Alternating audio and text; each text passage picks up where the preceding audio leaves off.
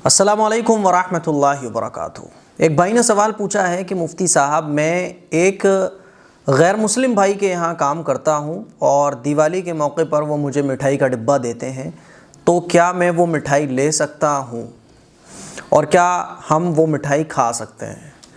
आप उनके यहाँ काम करते हैं, इसी तरह से बहुत सारे हमारे मुसलमान भाई हैं जो गैर मुस्लिमों के यहाँ काम करते हैं, और जब भी जो है वो दिवाली का मौका आता है या होली का मौका आता है तो गैर मुस्लिम जो हैं वो खुशी में अपने वर्कर्स को मिठाई का डिब्बा तोहफे में देते हैं। तो ये मिठाई जो है वो डायरेक्ट दुकान से आती है, तो नो प्रॉब्लम, आप ले सकते हैं, ठीक है। देखिए, वो मिठाई जो गैरुल्लाह के नाम पर चढ़ाई गई हो, है ना, गैरुल्लाह के नाम पर बांटी जा रही हो या गैर चढ़ावा हो, प्रसाद हो जिसको कहा जाता है, वो मिठाई खाना जायज़ नहीं है। लेकिन गैर मुस्लिम भाई जो मिठाई का डिब्बा दुकान से डायरेक्ट लेकर आकर आपको दे रहे हैं खुशी में, वो ले सकते हैं। बल्कि गैरुल्लाह के नाम का चढ़ावा तो अगर कोई मुसलमान भी खिलाए वो भी जायज़ नहीं होगा, क्योंकि मुसलमान सिर्फ़ अल्लाह के नाम का तो खा सकता है, गैरुल्लाह के नाम का खाना जायज़ नहीं है। गोश्त हो, इसी तरह से मज़ारात वगैरह पर जो चढ़ावा होता है वो भी खाना जायज़ नहीं होगा।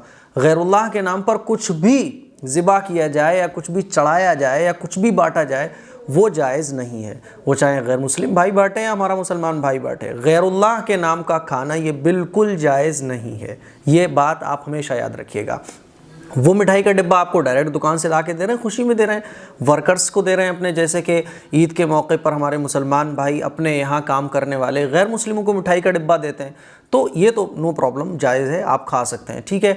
लेकिन प्रसाद होता है, इसी तरह से गैरुल्लाह के नाम पर मूर्तियों पर, भगवानों पर जो चढ़ावे होते हैं वो अगर बांटे जा रहे हैं तो फिर आप उससे बचें, उसको बिल्कुल ना लें।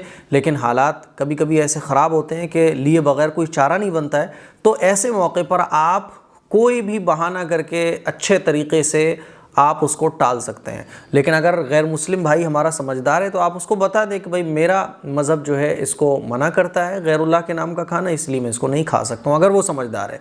लेकिन अगर फितने का अंदेशा है, डर का अंदेशा है, जुल्म सितम का अंदेशा है, जुल्म ज़्यादती का अंदेशा है, तो ऐसे मौके पर जितना हो सके बचने की कोशिश करें, और इस तरह से बचने की कोशिश करें कि सांप भी मर जाए और लाठी भी ना टूटे। लेकिन बहरहाल ये जो डिब्बा वगैरह होता है इसको लेना जायज़ है, नो प्रॉब्लम। देखिए, एक बात और हमेशा याद रखिएगा कि मजहबी चीज़ों में शिरकत करना ये जायज़ नहीं है।